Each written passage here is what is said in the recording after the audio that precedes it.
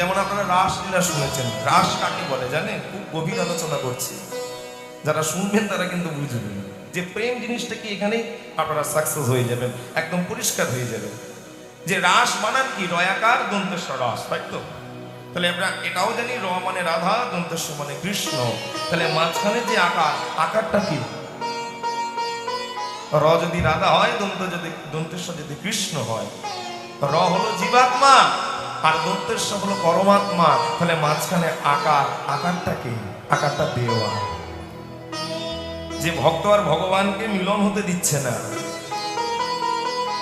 আত্মার সঙ্গে পরমাত্মার যোগসূত্র হতে দিচ্ছে না, ওই আকারটা যখন উঠে যায়, রাস তখন কি হয়? রাস তখন রাসে থাকে না, রাস তখন রসে পরিপূর্ণ হয়ে যায়। ঠিক প্রেমটা হলো একদম তাই। আত্মেন্দ্রিয় প্রীতিবাঞ্ছা তারে বলে কাম, আর কৃষ্ণেন্দ্রিয় প্রীতি ইচ্ছা ধরে প্রেম ও নাম। অতএব গোপীগণের মধ্যে নাহি ছিল কামগন্ধ, কৃষ্ণ অনুমুখীর মাত্র শুধু প্রেমের সম্বন্ধ।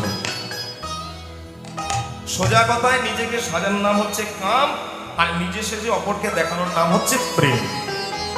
এখন নিজে সাজানোর নাম মানে আমি যদি হঠাৎ করে একটা ল্যাকমির ব্র্যান্ড ল্যাকমির লিপস্টিক যদি পরে নিজে যদি আয়নার সামনে দাঁড়িয়ে যদি দেখি আমাকে কেমন লাগছে, এটা কি হয়?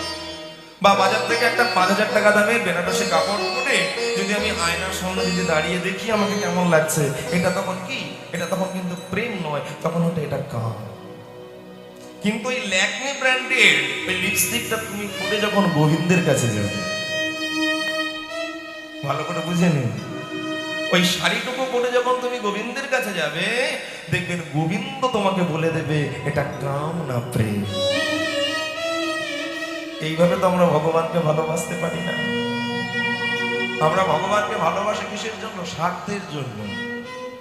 ঠাকুর তুমি আমার গাড়ি দাও, বাড়ি দাও, বিষয় দাও, সম্পত্তি দাও। একতলা হয়েছে, কেমন করে 4 তলা করবো সেটা খুলে দাও। 10 তলা বিল্ডিং হয়েছে, কেমন করে করবো আরো 20 তলা বলে দাও।